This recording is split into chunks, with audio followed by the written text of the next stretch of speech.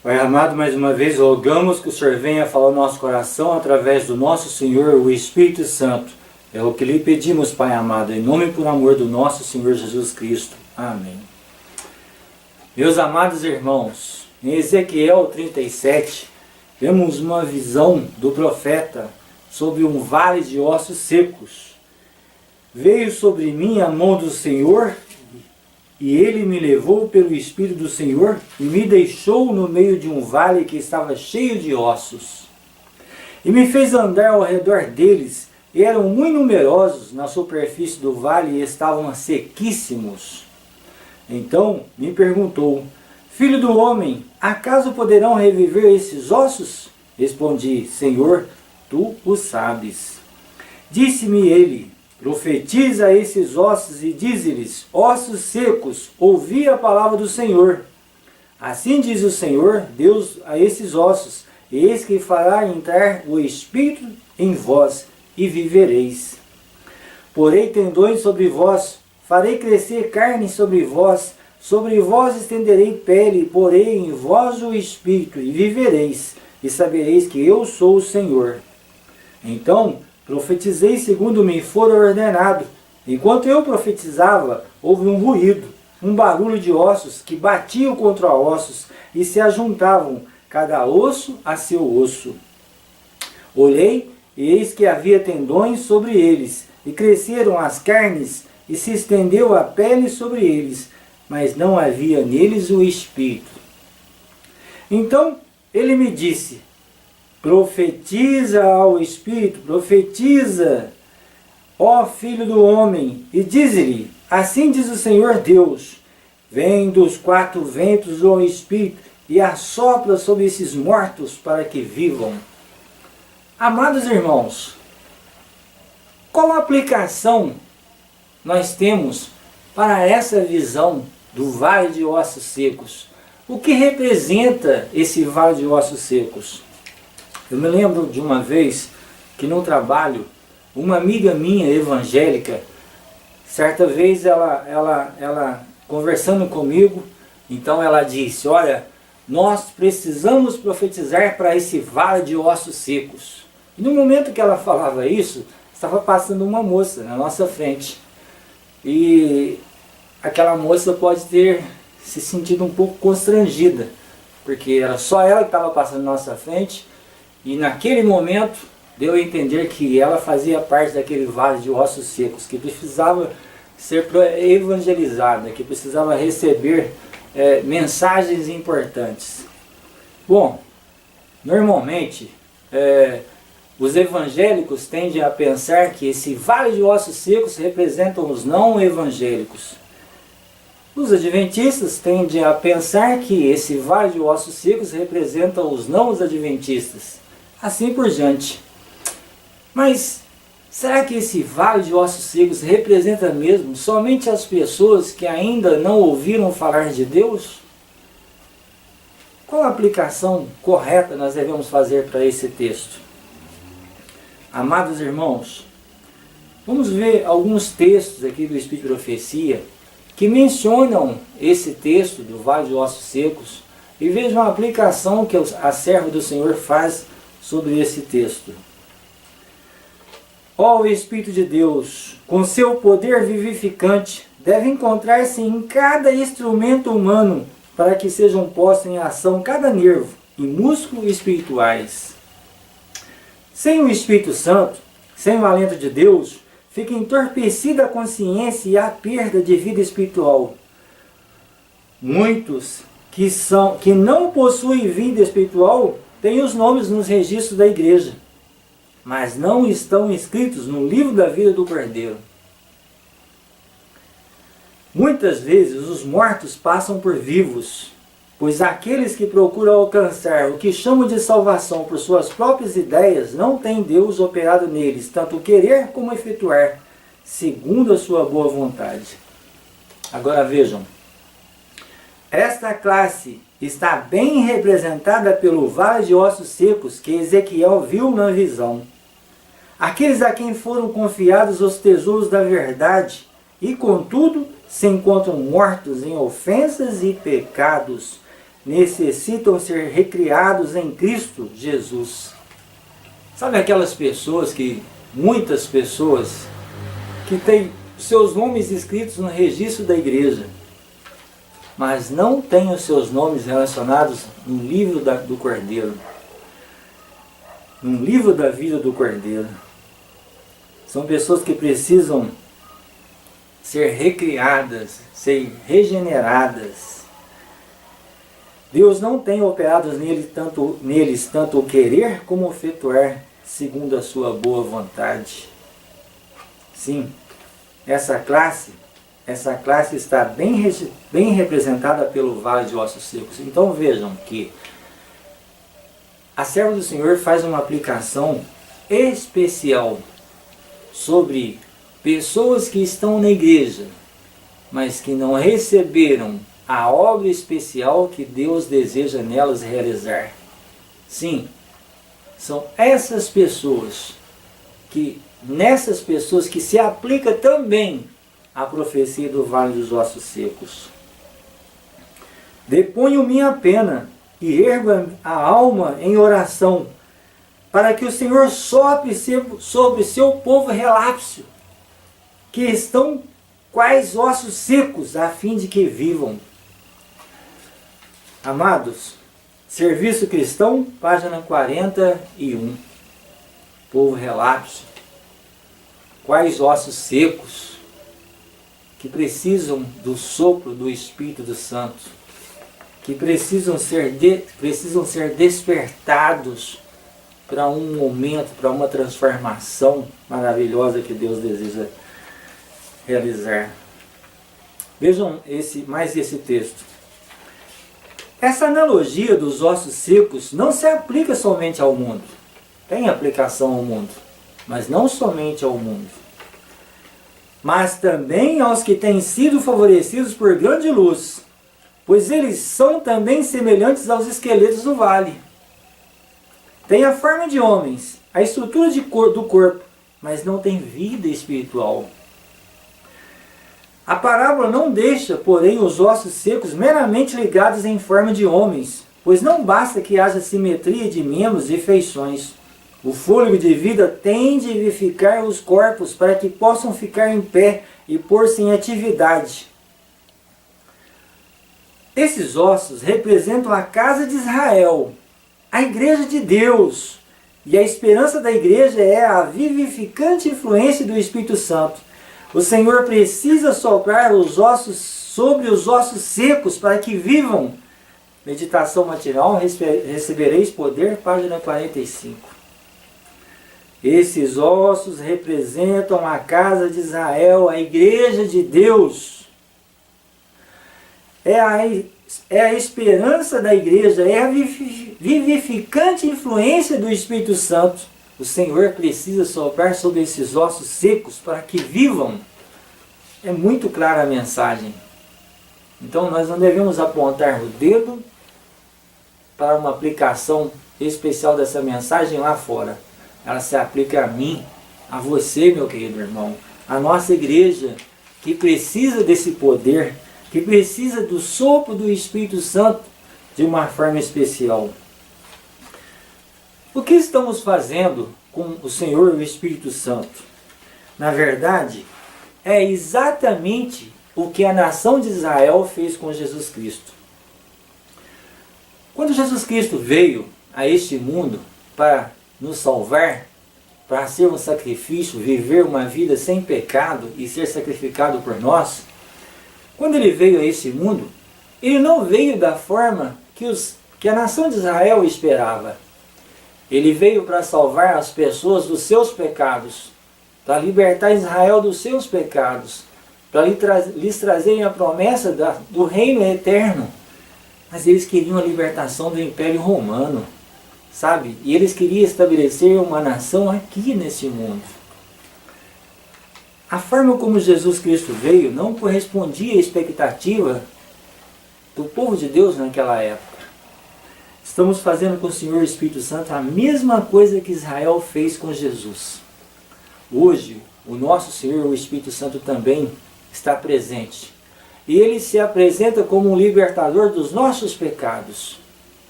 Mas nós queremos libertação, sim, das consequências dos nossos pecados. Nós queremos a libertação do sofrimento, daquilo que nos aflige, mas não propriamente a libertação dos nossos pecados. Então nós rejeitamos, assim como a nação de Israel rejeitou o que Jesus lhes oferecia, hoje Israel de Deus rejeita o que o Senhor Espírito Santo lhes oferece também. Amados, quando nós falamos em libertação do pecado, quando nós falamos da obra que o Senhor Espírito Santo deseja realizar em nossa vida, o que nós percebemos? Uma grande oposição se levanta por parte da própria igreja, e eu me refiro à igreja adventista, membros da igreja adventista, que parecem não suportar ouvirem falar sobre libertação do pecado, vida sem pecado, perfeição de caráter. As pessoas que ousam falar isso são proibidas de pregar na igreja, perdem seus cargos, como no meu caso, são proibidas até mesmo de serem convidadas. No meu caso, eu sou proibido até mesmo de ser convidado para fazer uma oração na igreja. E isso de forma não oficial, sabe? Não houve uma comissão, não houve uma reunião para que se determinasse isso de forma oficial. Não. É assim, sabe? Por trás dos bastidores há uma rejeição e há uma perseguição sobre as pessoas que pregam sobre isso, que acreditam sobre isso. Essa rejeição à obra que o Espírito Santo deseja realizar na nossa vida, amados. Vejam esse texto do Espírito de Profecia que fala sobre isso, sobre essa oposição, sobre essa rejeição, sobre essa obra que o Espírito Santo deseja realizar na nossa vida por parte da própria igreja. Temos muito mais a temer de dentro do que de fora. Os obstáculos à força e ao êxito são muito maiores da parte da própria igreja do que do mundo. Os incrédulos têm o direito de esperar que os que professam observar os mandamentos de Deus e ter a fé em Jesus façam muito mais que qualquer outra classe para promover e honrar mediante sua vida coerente, seu exemplo piedoso e sua influência ativa a causa que representam. Mas quantas vezes se tem os professos defensores da verdade demonstrado o maior obstáculo a seu progresso? Mas quantas vezes se tem os professos defensores da verdade demonstrado o maior obstáculo a seu progresso? A incredulidade com que se transige, as dúvidas expressas, as sombras acariciadas, animam a presença dos anjos maus e abrem o caminho para a execução dos ardis de Satanás. Reavivamento verdadeiro, a maior necessidade da igreja. Olha, eu sei que tem muita coisa que tem surgido em nossos dias que realmente preocupa e deve preocupar a liderança da nossa igreja. Sabe, movimentos que pregam uma definição superficial de pecado, sabe, movimentos que se levantam contra dentro da igreja, falando contra a divindade do Espírito Santo. Sabe, amados, realmente essas coisas devem preocupar os líderes da igreja. Mas nós não compactuamos com esses movimentos separatistas, nós não temos o mesmo pensamento dessas pessoas que insistem em colocar, por exemplo, propensão pecaminosa em Jesus Cristo, sabe? Degradar a humanidade de Cristo de certa forma. Não, nós simplesmente exaltamos o poder de Deus e acreditamos que o Senhor deseja nos libertar do pecado e Ele deseja fazer isso antes que seja fechada a porta da graça. É simplesmente isso, amados, que nós acreditamos. Nós também não falamos que a nossa igreja, quando nós falamos que a aplicação do Vale dos Ossos Secos se refere principalmente à nossa igreja, a nós como povo de Deus também, nós não estamos querendo dizer com isso que não existe nenhuma atuação do Espírito Santo sobre a nossa igreja, amados. Existe sim. O Espírito Santo tem atuado na nossa igreja, mas não da forma como Ele gostaria de atuar. Não na plenitude. Sabe, nós de certa forma, impedimos que o Espírito Santo atue na nossa vida da forma plena, de forma plena. Ele nos transforme plenamente. Sabe? Tem um hino da nossa igreja que nós cantamos, que está relacionado entre os hinos que falam sobre o Espírito Santo, é aqui o hino 159, que o coro expressa de uma forma bem objetiva o que nós estamos querendo dizer aqui. O hino 159, chuvas de bênçãos, o coro diz assim: sim, chuvas de bênçãos dos céus, gotas somente nós temos, chuva rogamos a Deus. Sabe, amados, é isso mesmo. Nós temos a atuação do Espírito Santo, gotas somente nós temos. Nós devemos rogar chuvas de bênção, chuvas do Senhor Espírito Santo, nos preparar para a chuva serúdia, para a plenitude do Espírito Santo realmente, sabe? Olha, estamos rejeitando, vejam, isso é muito importante, estamos rejeitando a maior obra que o Senhor Espírito Santo deseja realizar em nossa vida. Veja, volto a dizer, Israel rejeitou Jesus Cristo, porque ele desejava fazer uma grande obra no coração daquelas pessoas, libertar elas do pecado. Não era uma mera libertação do Império Romano, era mais. Ele desejava oferecer o reino dos céus, a libertação de tudo aquilo que os prendia ao pecado, ao sofrimento. Mas eles rejeitaram. E hoje o Espírito Santo está sendo rejeitado a maior obra que o Senhor, o Espírito Santo, deseja realizar na nossa vida. O pastor Maurice Wendel, no seu livro, O Seu Amigo o Espírito Santo, faz menção do texto de Espírito e Profecia, que nos prova que nós estamos rejeitando essa que é a maior obra que o Espírito Santo deseja realizar em nossa vida. Vejam, esse trabalho de purificação do Espírito Santo tem sido considerado sua maior obra. Você encontrará essa declaração em Testemunho para a Igreja, volume 7, página 146. A maior manifestação de seu poder, do Espírito Santo, é vista no fato de a natureza humana ser levada à perfeição do caráter de Cristo. Pastor Maurice Wendel, o livro Seu Amigo Espírito Santo, página 61 e 62. A maior manifestação do seu poder, do Espírito Santo, é vista no fato de a natureza humana ser levada à perfeição do caráter de Cristo. Mas ouse falar em perfeição e você vai saber o que é ser perseguido dentro da igreja. Em ser taxado de perfeccionista e outras coisas mais.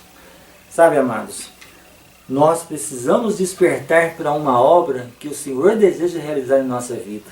Essa que é a maior obra, de elevar a nossa natureza caída à perfeição do caráter de Cristo. Nós não vamos bater no peito e falar, nossa, olha, alcancei. Não. O julgamento pertence a Deus, só Ele tem essa prerrogativa. Nós temos falado isso em outras mensagens. Só Ele sabe com precisão julgar se uma pessoa foi libertada ou não. O povo de Deus, os que forem realmente transformados, estarão sempre com o coração contrito, sempre fazendo a oração de Davi: Senhor, sonda o meu coração, limpa o meu coração, vê se há ainda alguma coisa que desagrada ao Senhor.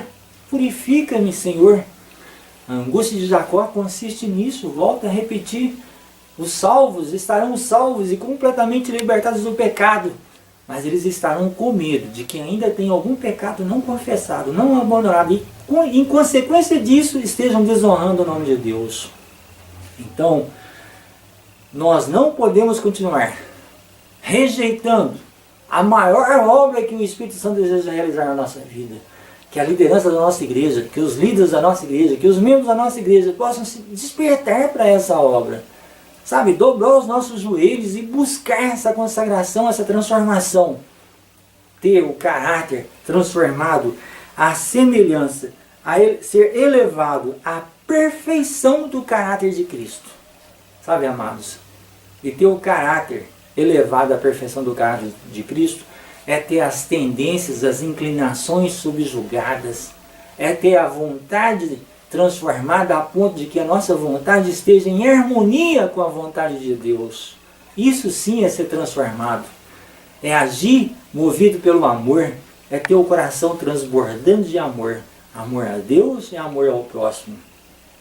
Que o nosso povo então possa atender ao apelo que se encontra em Efésios capítulo 5, verso 14. Pelo que diz, O nosso Pai amado diz a cada um de nós, amados, pelo que diz: desperta, ó tu que dormes, levanta-te de entre os mortos e Cristo te iluminará. Que esse seja o teu desejo, amado, que seja o meu desejo, aceitar o Senhor Espírito Santo como Senhor da minha vida e aceitar que Ele transforme o meu caráter, a perfeição do caráter de Cristo. Que Deus nos abençoe a todos, que Deus nos prepare para a sua breve volta, é o que nós rogamos ao nosso Pai maravilhoso. Ó Pai amado, obrigado pelos momentos que meditamos na Tua Palavra, que nós possamos, ó Pai, aceitar essa obra maravilhosa. Ó, vem Espírito Santo, transforme o meu caráter, transforme o caráter o meu caráter, para que eu possa ter um caráter perfeito, santo, que eu possa honrar e glorificar o Teu santo nome. É o que te peço, Pai. Peço pela nossa igreja, pelo despertamento da nossa igreja, que nós estejamos preparados para aquele maravilhoso dia em que o Senhor voltará sobre as nuvens dos céus. É o que nós te pedimos, em nome e por amor do nosso Senhor Jesus Cristo. Amém.